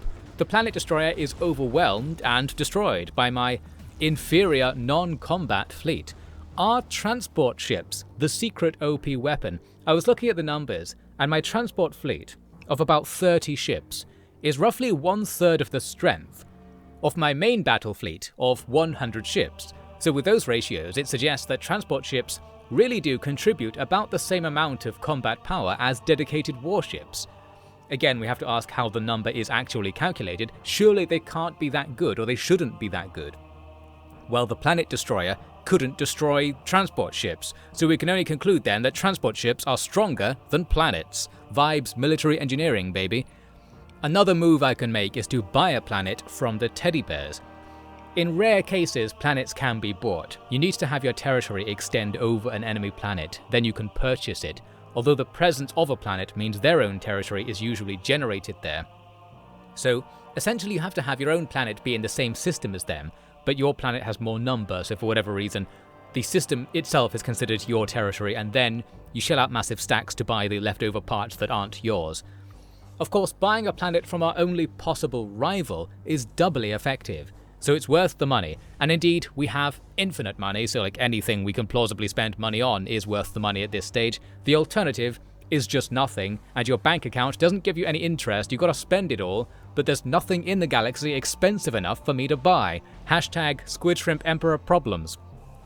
Our score keeps creeping up towards that finish line, with our yellow bar, the colony count basically, having gone up loads from our carbonaceous colonies. And there are loads more I could colonize, but I haven't done yet due to them not being very suitable. It's strange that the aliens weren't that good at terraforming, as it turns out. Like, half the planets they made aren't suitable for them to live on. So, great job, guys. This is a shot where I believe I was trying to work out how percentage-based buffs work, and now I'm just going to rant about this to waste some time. This game does the ubiquitous faux pas of listing a load of buffs as percentage increases, but not saying how the percentage increase applies, like if it's relative or absolute. So like you technically can't know what they do in the strictest possible sense. The usual confusion shall be illustrated with these invented numbers. Let's get ranting. If I have my population growth increased by 100%, I've got this buff already, say, then I research a new buff, and that buff is population growth rate up 50%. What does it do? This is the question. Which way, Western man? Multiplicative or additive? 50% rate up means multiply everything by 1.5 in a multiplicative world, meaning I'd end up with a 300% growth rate multiplying 1.5 by the 200% I already had. In the additive world, we only add 50% to the original bonus of 100, so we'll get a 250% final rate instead. It's a bit different, but it only gets worse from there. Having loads of different buffs apply one way or the other can end up making a big difference. As additive buffs scale linearly, multiplicative buffs scale geometrically, which is to say that multiplicative buffs get stronger and stronger the more there are. So if we bring in another 50% buff, multi-mode gives us 1.5 times 300 equals 450, add mode gives 250 plus 50 equals 300. The difference of 50 between them at the first step is now 150 at the second step. It goes up to 325 at the next step. Basically, if you've got 3 percentage buffs on your number, one way of calculating it gives you twice the final result as the other way of calculating it, and that, ladies and gentlemen, is why freaking video games should tell you which one it is, and they almost never do. To me, that makes getting number up effects in video games less fun, and this is ubiquitous essentially. It actually does affect the game feel, this nonsense, in a certain way, because you'll see a buff come up, and it'll say number up 100%. But whether what the player actually uses the number for, like the effect of the number, does go up by 100%, like something is doubled, depends on whether the devs had the courage to use multiplicative scaling. In cases, I should say, where there's a buff already, that's where this argument applies. So if you've got some number, it's 1000% buffed, you're at 10 times number rate at the moment. You unlock a new buff. The buff is called plus 100% number. You could get a 2000% buff under multiplicative rules because the buff said it's effectively doubling the effect of the mechanic. Therefore, you have to increase the buff from 1000 to 2000%. That's your 100% increase in gameplay terms. But in pure number terms, doing an additive buff, you just change the buff from 1000% to 1100%. That's your adding 100% of the effect, which causes only a 10% increase in change to the game, like 10% effect, which will leave the player saying that, like, damn, that 100% increase to my number made only 10% difference to like the effect of the number mechanic. The player experience doesn't match what's communicated. The UI UX gods are angered, and that is the real point hidden in this rant. And you know me, I like to see the number go up, so just multiply your buffs, people. It's better UX. If your buff says 100% on it, it has to be talking about the end result, because that's what the player sees, that's what they do. You can't be talking about adding 100% into a formula somewhere behind the scenes and causing a 10% difference in result, because that just feels like it sucks.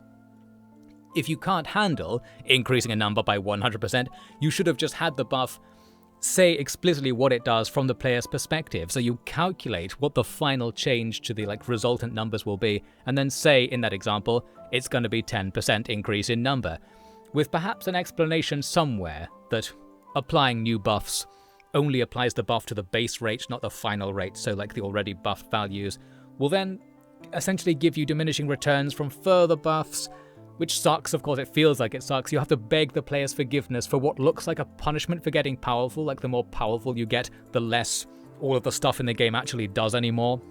Techs do less than it says now because you were too good at the game and we, the developers, couldn't do the alpha move of either just multiplying through the whole thing without second thought, or the sigma move of letting buffs actually change base values instead of changing the multiplier on base values, which allows you to simulate having multiplicative buffing without committing to it if you really want to carefully control the numbers available to the player. Oops! I had another episode. I'm not going to explain what I mean by all this for now. Or ever, hopefully. Let's talk about the game. I think I discovered that the game does everything in the minimal way. Your buffs stack in the way that gives you the least result. Meaning in practice, the more buffs you have, the less buffs will do. If you're getting a buff onto a number, but that number is already buffed by something else, it will be buffed by less than it says it is buffing it, because of maths and because you don't deserve nice things. This combines really badly with the way that late game buffs, like the time when you're likely to be getting a buff onto something that's already buffed, they're more expensive to acquire, so it's getting harder and harder to get buffs, and they're doing less and less of what it says they're doing when you get them. This ruins the number goes up simulator to some extent. Everything loses meaning as you go on, and the similarities to real life itself only build and build there. Just let me make 5 quintillion spacebucks per second Distant Worlds 2. Let the population growth rate be buffed by 800%. State mandated octuplets thanks to genetic engineering. Wouldn't that be something? No, and it's all because some loser put a weak-willed addition operator somewhere in the code. Well, let's close this commentary out now, shall we? We're nearly there. I did nothing for a while, then realised that since we're close to winning, I might as well order that loads of unsuitable planets be colonised. In particular, you might have seen me colonising the ocean worlds, because one of our species' goals was related to controlling the most number of ocean worlds or something. So that's all good. We don't need to make money from them, so we'll just take anything we can get to get some number. I should also note I had set the victory conditions to 60% mode, whereas default is 70%. Meaning basically you need a certain amount of number to win, but less so than usual. Meaning it's going to help us cross the finish line despite not really controlling a particularly impressive empire visually at the very least. I wonder if it was still on the default 70%, I would be forced to go and kill someone. I turned it down from 70 because I didn't want the campaign to last too long, because I thought the end would be boring. But actually, here we are at the end. There's still stuff I could do and perhaps should do if I hadn't turned that setting down. Oh well. Soon, I'm looking at the fact that I'm over this threshold. Wondering if the other factions are just organising their surprise party for me or something. Why is nothing happening? Well, the game does have something much more exciting than that in mind for its big ending surprise. It's a push notification with "You win, I guess" written on it. Congratulations, you are the victory, thanks game. It's the most nothing, underwhelming ending to any game, not even the classic stat screen, which I believe is basically half the reason to even play a 4X campaign to the end. They really need to make a massive ending update, I think, where they think about what the point of the campaign is and how it should be summed up to the player in the end. A stat screen is always a good shout. Unlocking something would be amazing, we've forgotten the bygone days of unlocking stuff as a mechanic. Then there's that thing where it shows you a run-through of your history on a map that some games do, you can throw that in. You could even be right, New Game Plus, take your empire into the massive ultra-hard galaxy and try to win. You go and fight the Shakturi aliens in their home territory, and you face a massive, ultra-developed enemy, like a post-game boss, since the Shakturi stuff is technically a DLC, and consists of approximately no content, aside from a red shape with a number that you shoot at, and a PNG with "oh no, aliens" written on it, fills the screen once or twice. I think something major should be added, and perhaps that would be an example. I guess there were the techs the DLC unlocks, but as mentioned before, I couldn't work out how you're supposed to use them. I never understood how to get psychic warfare to do anything, and germ warfare too, you could unlock that, but yes, didn't really affect my campaign in the end as it turned out, so that's my experience. So we win. No climax, no showdown, pretty boring campaign to a viewer like you, no doubt, but I liked playing the number goes up simulator in the background, at least I had my fun. I was happy to avoid actual gameplay interaction or activities because, as you might have gathered, I don't really like that part of Distant Worlds 2, or at least I prefer them in other games like Stellaris or something, AI War, Endless Space, probably others I forget about, but other games always come to mind when each mechanic comes up, where I think, oh, this isn't as good as blah did it. Where Distant Worlds 2 shines is the parts where you don't have to play it. That's where it's in a complete league of its own, where loads of busy work was removed, and you'll get that focused, decisions-only gameplay thing I mentioned before, only, and tragically, it doesn't cover enough of the game. And where it does cover things, Sometimes it goes too deep, like the game goes too far. It makes decisions for you that break things, or reduce your efficiency from, say, 94% to 93.9%, and then Devin goes absolutely insane with indignant fury and rants for 3 hours on the internet about it. It's always a dodgy thing to be having an AI play part of the player's game. You have to make it perfect, basically, or at least make it as tailored to the player's preferences as possible. And Distant Worlds 2 achieves more in this regard than anything out there. It's the best at it, but it's still not good enough at it either. I think that's my final summing up point. It just feels really close. It feels like all the pieces are there, but it needs to go back in the oven. Distant Worlds 3 might become the most complicated to strategize in, but least complicated to play game of all time. And that's the spirit of the game I want to try and get to, so we can all ascend to godhood, and I suppose join the Grand Council of all the gods, from which my infallible gaming takes are all derived, by the way, just so you know. Now, as I piddle about at the end here, I've got a couple more things to mention that we didn't fit in earlier, so let's have some more rants. Number 1. Blockades. This is a rant I wanted to put somewhere in this commentary but failed. This definitely happened in this campaign twice, I'm going to claim, with no evidence. So let's imagine what I'm going to be talking about here. There is a mechanic in the game where you can blockade a planet, which prevents it from receiving supplies, and possibly from building anything too. If you remember that 3-year period I spent fighting over the space over a particular planet ages ago, that was one example of a blockade. So you just spend time sitting there. If you can't attack a planet for whatever reason, you can weaken it over time or stop them getting stronger. But this comes with a massive downside the game ultra needs to warn you about, because I didn't understand it, and I thought this downside was me experiencing a glitch, and I'm certain I save scummed parts of the campaign because I thought I had glitched it out or something had gone wrong, and then I realized later, no, that's how this mechanic is supposed to work. So what is this secret? Blockading ships are hostile to all ships except yours.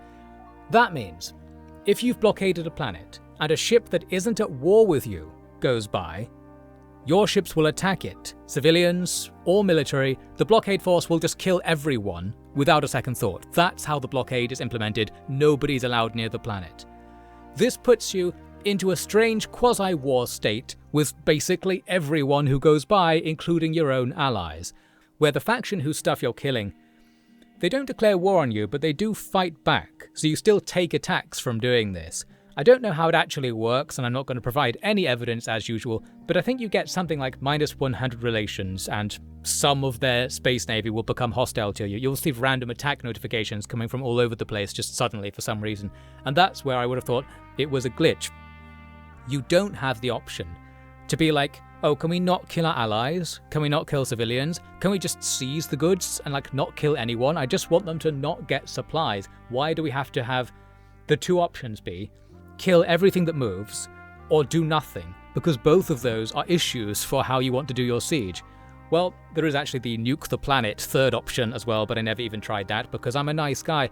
And it's just really confusing to me, why would you ever want it to work like that? The only situation in which that would be a good idea is if you're already at war with everybody else on the map, or everyone the target planet is trading with, I should say, to be more realistic, because that's probably who's going to be there while you're there at the same time.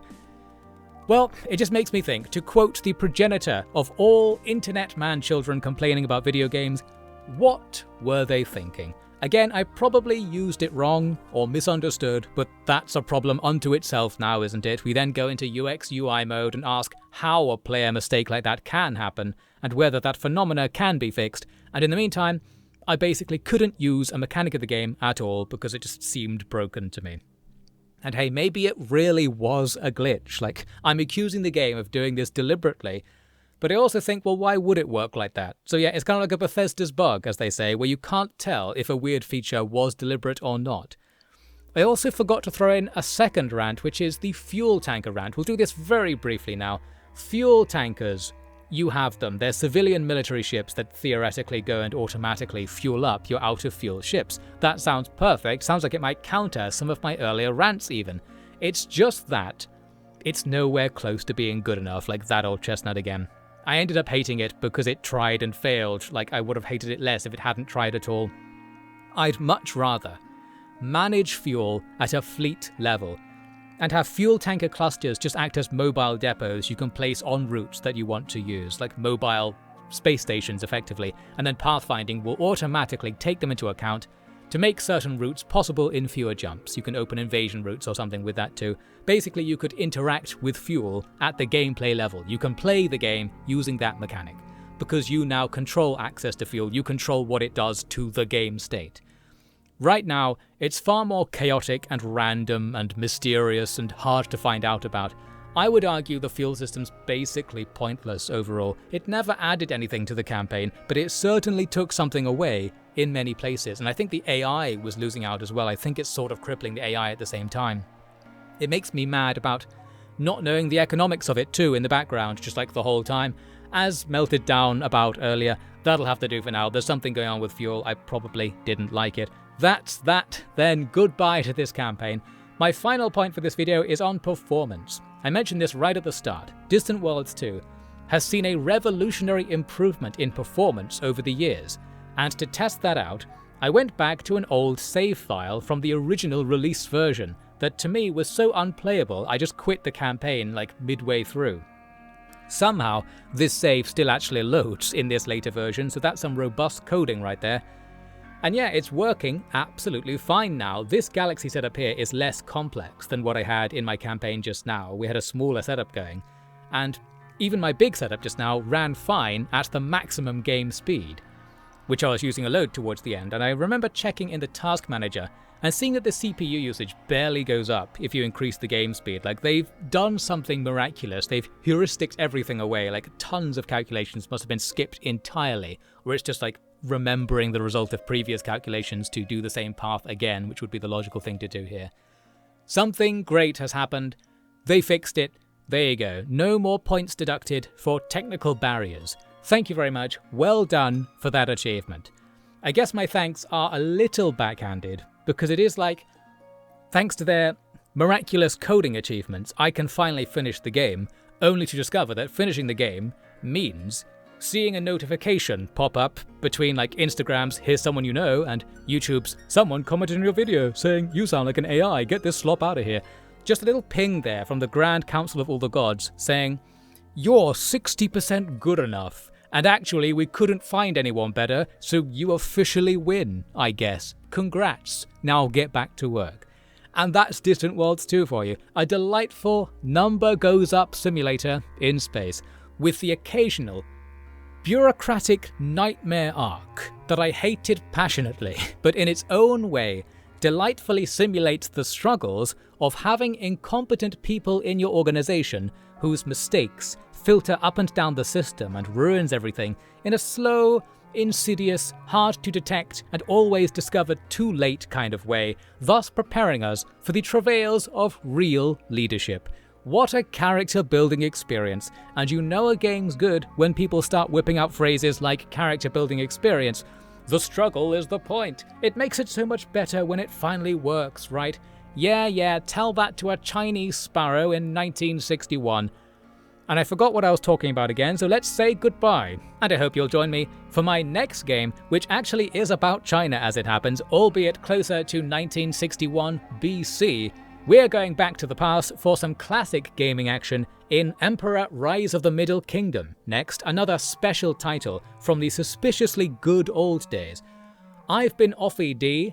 That was Distant Worlds 2. Thanks for making my number go up by listening to all of that.